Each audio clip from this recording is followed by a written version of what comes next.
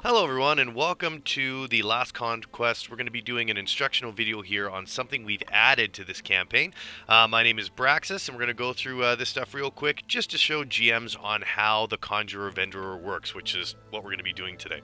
So just to start, the Conjurer Vendor is taking Conjurer runes from the party, and they find these Conjurer runes throughout the world of Terradar, either through boss battles or solving puzzles.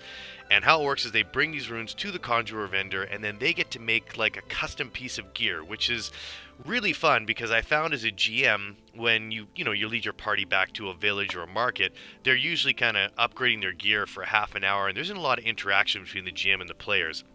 This way I found there's always a nice way to start or end the shopping process with some customizable gear. So we're going to go through it really quick. There are three types of runes that are found in Terradar. There's an Epic Conjuror Rune, a Legendary Conjuror Rune, and a Divine Conjuror Rune. Now how this works is, if someone finds an Epic Conjuror Rune and brings it to the Conjurer Vendor, they can only switch one of the pre-loaded main attributes found under item stats, combat abilities, or civic abilities. They cannot change damage, crit chance, physical armor, dodging, anything like that. It's only the attributes. If they bring the Conjurer Vendor a Legendary Conjuror Rune, they can switch two of those preloaded attributes, and if they have a Divine Conjuror Rune, they can actually get three. They can change three of those preloaded attributes.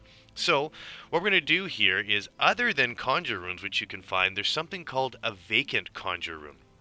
Now, we are going to show how that works, and then we're going to take whatever the Vacant Conjuror Rune turns into, and we're going to go through the process and show you how this is done. So, we're going to load back into the game map here, and we are joined by a good friend of mine, Kool-Aid. Oh, yeah. Thank you. All right, so this is what we're going to do. We're going to open up his inventory. So Kool-Aid at some point has either destroyed a boss or solved a puzzle and has acquired a Vacant Conjuror Rune. So this is something that is going to turn into either an Epic, Legendary, or Divine. So how this works, more rolling, more fun. We're going to roll some dice. So it's a 1d10. We're going to request a roll from him. He got a 2. So what we do here to find out how this works, we open up our Vignettes tab. We open up the Vacant Conjuror Rune tab, and then it describes right here what they turn into. So he rolled a 1d10. If you roll 1 to 6, it's an Epic, 7 to 9 Legendary, and if you happen to roll a 10, you get a Divine. Kool-Aid rolled 1 to 6, so he's going to be getting himself an Epic one today. So we're going to go back into the game map. We're going to get rid of this because we don't need it.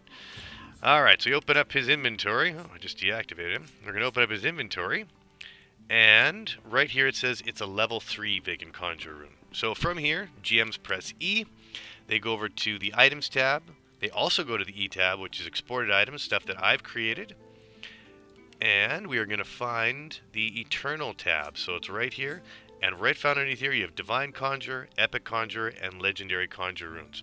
Quite simple, he found himself an Epic. We're going to drag it over to his page, and we're going to place in the level so we remember what level of gear we're making him.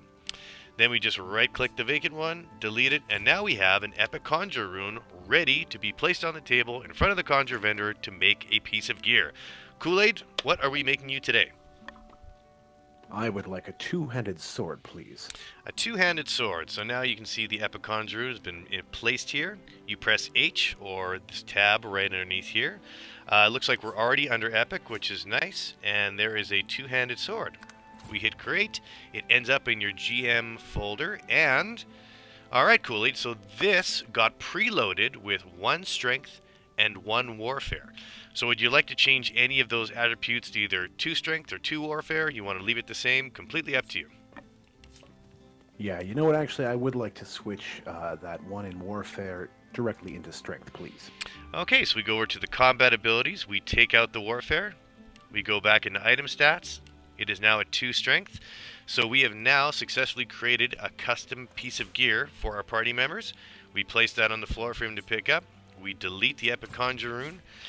And it's that simple. So throughout the world of Terradar and the adventure of the Last Conquest, this is a very unique and fun way to interact with your players, make custom gear throughout the campaign, and of course, like fill in the holes that they feel they need in their gear. So thank you so much for watching. I hope you enjoy the Last Conquest. And signing off as usual, cheers.